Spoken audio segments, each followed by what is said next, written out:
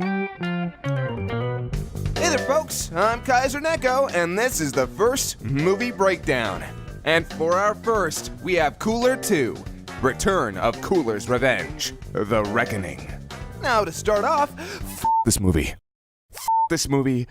This movie. This movie. Alright, now let's take a look at that timeline. Now, to no one's surprise, this son of a bitch is huge. The real kicker here, though, is the audio. A lot going on down there. I'm willing to admit that sound effect and music selection, as well as balancing and placement, are at least as time-consuming and important to the process as the visual editing is. Speaking of the visual editing, though, let's talk about the opening title card. I cheated. I did not make this card. At least, I did not construct it from the ground up. I used a template from VideoHive called Logo Transforming in After Effects. I did some extra visual alteration, but I can't largely take credit for it. As for what I can take credit for, let's start with covering the different moving eye shots, as there's a pretty decent amount in this one. This one here with Krillin, this shot here with Vegeta made up of 7 to 8 different layers, this shot here of Cooler, and this one with Goku near the end. Sometimes I really just don't have as much freedom as I want with the footage, and I need to indicate a change in expression or even the most minute action to accentuate the comedy. It's a simple and cheap trick, but it can be effective when used correctly.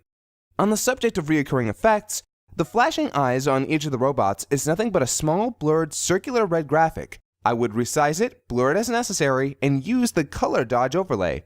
I use this effect to give the robots, or as we call them, cycloids, some more personality for whenever they spoke, and to signify which was talking. This one is my favorite. Now that we've gotten the recurring edits out of the way, we'll start with the edits in order. Firstly, see the shot here? Well, look again.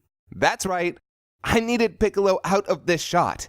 So I redrew the background, did a little bit of copying and pasting, and there you have it. Same with this shot of Piccolo walking up behind Goku here. Also, did you know that it's implied that Piccolo was already fused with Kami in this film?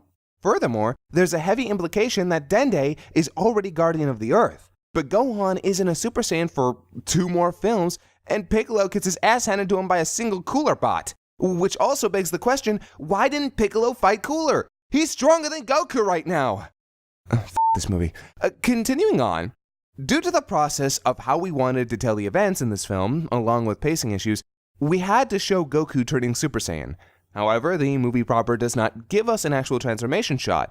So I pulled the trick I've used before and essentially made one via some minor visual alterations to existing shots. Fun times! You know the sound effects here, by the way? Those are the Sentry sound effects from StarCraft 2, slowed down 15%.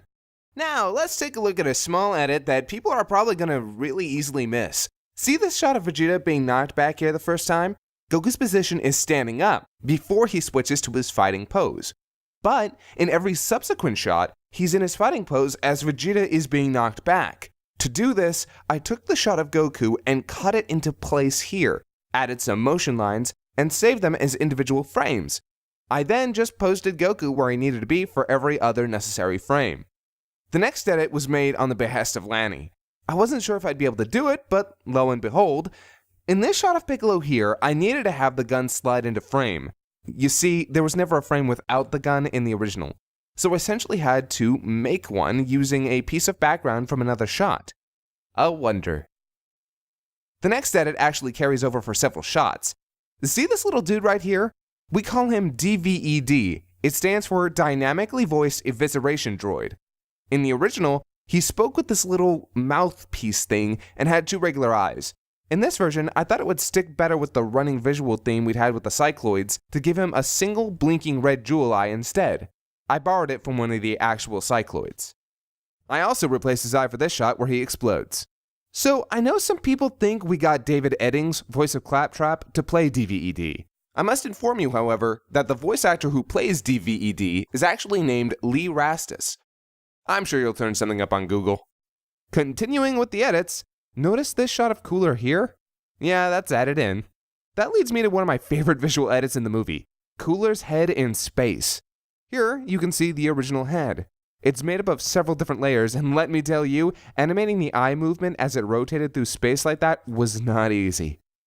Hey, so if Cooler was sent into the sun, how in the world did he float far enough away to find the microchip to form the Big Getty Star? If it was that close to Earth, why target Namek and not just attack Earth? And even if he was closer to Namek, how was he that close to Namek in such a short time period? Also, what's the purpose of these things if you can just make 1,000 different Cooler bots? This movie. Next edit we have here is a shot of Piccolo, and wow, looking kinda cool there, Piccolo.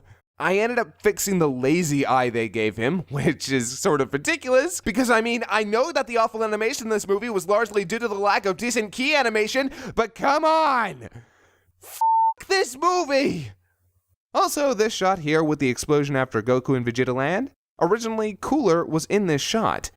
I made the necessary edit to remove him. Thank you, Content Aware.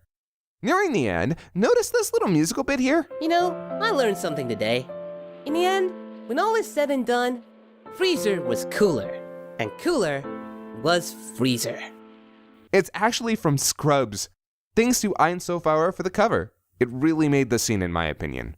Lastly, if you're wondering what the bit in the credits is all about, it's actually a huge reference to the Stargate scene from 2001: A Space Odyssey. Notice this part?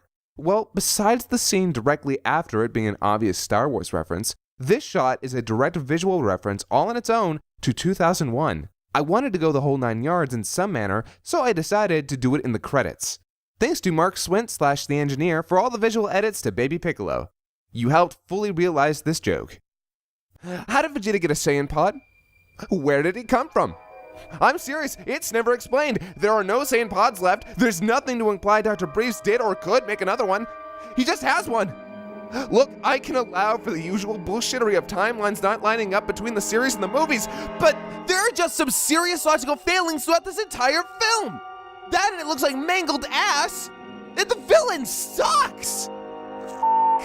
This movie.